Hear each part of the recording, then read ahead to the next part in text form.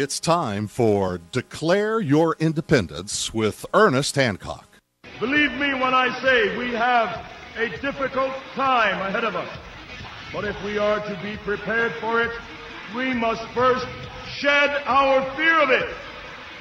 I stand here without fear because I remember that I am here not because of the path that lies before me, but because of the path that lies behind me. I remember that for 100 years we have fought these machines. And after a century of war, I remember that which matters most. We are still here! Tonight, let us make them remember we are not afraid!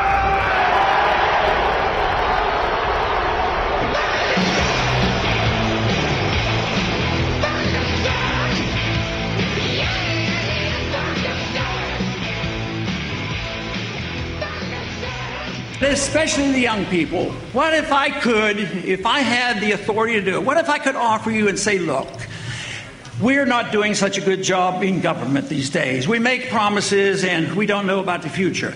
But would you consider opting out of the whole system under one condition?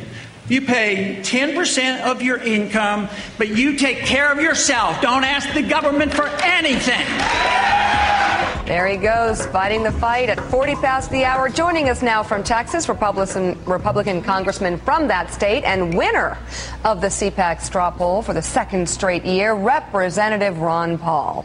And also with us, a New York editorial writer for the Washington Post and MSNBC contributor Jonathan Capehart. Jonathan Capehart, there we go. Finished in the top 5. Right. CPAC voting, because you didn't know I was a conservative. No, what a great pairing. Let's go to Congressman Ron Paul first. And I want to talk about CPAC and congratulations on the victory, but let's talk about the order of business in importance. And I know you'll agree with me that most important is the fact that other than your son Rand Paul and Paul Ryan on good days and a few others, nobody in Washington is yet talking seriously about cutting spending, about Pentagon spending, entitlement spending, Social Security, Medicare, Medicaid. Congressman, what's it going to take for Washington to get serious? Well, I think you have the right point there. Of course, I voted against all the budgets and all the appropriation bills for the 20-some years I've been there. But I've never expected them to get serious, and I don't expect them now to be serious. I use the analogy of addiction. You know, I think the treatment is wrong. I mean, the problem is there, and that is they spend too much and the deficit's too big.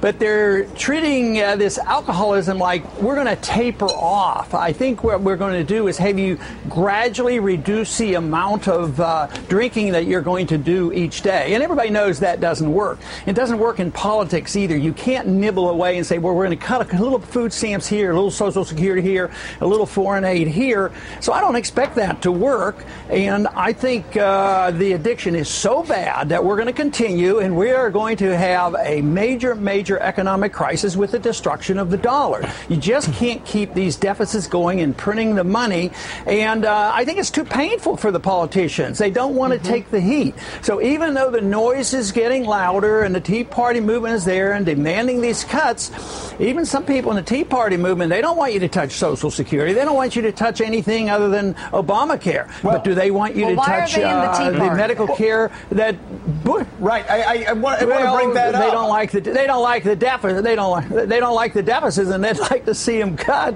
but they're not quite willing. I mean, some of them are real Republican, and they wouldn't dare attack Bush's increase in medical care costs. You know, prescription health program. So, no, it's they treat the symptoms and they don't look at it philosophically and knowing that we have to deal with the role of government, and that's a much bigger, broader problem. And that's why I think the young people are willing to look at it. The people I'm talking to are willing to look at the whole philosophy of it. Well, one of the things that surprised me looking at the coverage of CPAC this weekend, we had your son on last week, and he's one of the only people that's actually out there that has the guts to tell the truth. You raised him well about the deficit, about entitlement programs, about cuts in Pentagon spending. This weekend at CPAC, when he talked about cutting Pentagon spending and entitlement spending, there were actually like boos at CPAC. And I keep wondering where these freshman Republicans are that are supposedly Tea Party members, influenced by Tea Party members, and yet they won't talk about Pentagon spending or entitlement spending. I'm starting to wonder if our side, the Republican side, is going to get it wrong again. Well, you know, Joe, I think what we have a problem here is with the semantics, because they have conditioned us all to use the word defense spending. Who wants to cut defense? I don't want to cut defense. I want a stronger defense.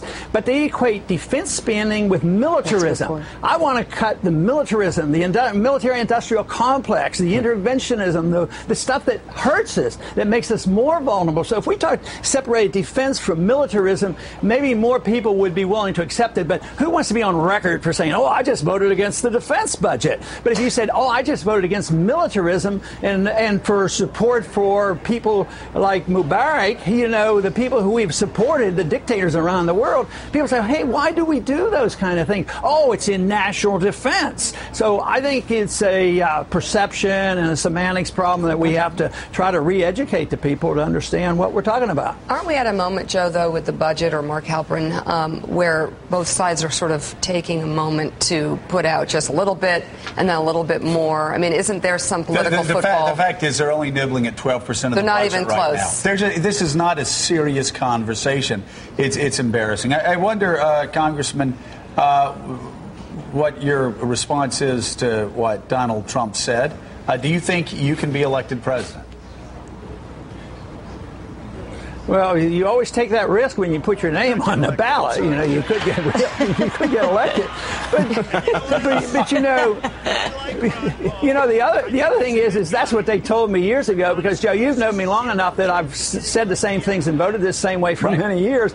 And they told me that when I first started running for Congress. There's no way you can run on that platform and run. You're just sort of obsessed with this Constitution, you know, and you live in the dark ages. You can't be elected. So I was elected 11 times, and somebody said, well, how many times has Donald Trump been elected? Does he have really the right to go and criticize others and saying they're unelected? Yeah. So, and by the way, the second time he ran to get into Congress, Mark Halperin, you remember that like I do. And you can see coming a mile away, the entire Republican establishment lined up against him. They also lined up against me in '94, but they lined up against him. They tried to kill him politically, and he won. He won in his district. But, Congressman, I want to ask you, could you win nationally? Again, do your views have a majority of support in the United States of America that would allow you to get elected president? If you were the Republican nominee, could you beat Barack Obama? Yeah. The reality is it would be very, very difficult. But I think the difficulty is more in getting Republicans to believe in small government. But if you look at the polls, and there aren't that many, my appeal is to a lot of independents and a lot of progressive Democrats who are sick and tired of Obama for, you know, opting out of cutting back on some of this militarism. He's a warmonger. He's expanding the war. So my support comes much broader. So my numbers would be much bigger running against Obama than they will be running against some conservative in the Republican primary. But the big thing is the numbers are growing. Even though I'm a pessimist on the short run, on the long run I'm optimistic, because there's a new generation coming, and they say this is an idea whose time has come. We need to be talking about what liberty really can offer to us in the foreign policy arena, in personal liberties, and then also, which conservatives all agree with, on the economic policies. So no, I think on a broad base, and when you look at the entire population, my numbers are much better.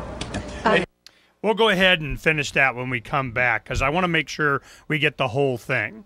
This is a theme that we went through before during the 2008 campaign for president, and I know they're going to repeat it again. We'll go over some of the articles that are off of Fox News and a lot of the political blogs and such like that, because I know where this is going. They're going to anger a lot of people. They're going to anger them by saying, you have to take the beatings. The beatings will continue until morale improves. That's what's going on. And you want to know how Egypt happens? This is exactly how this kind of stuff happens. Here we go. We'll be right back.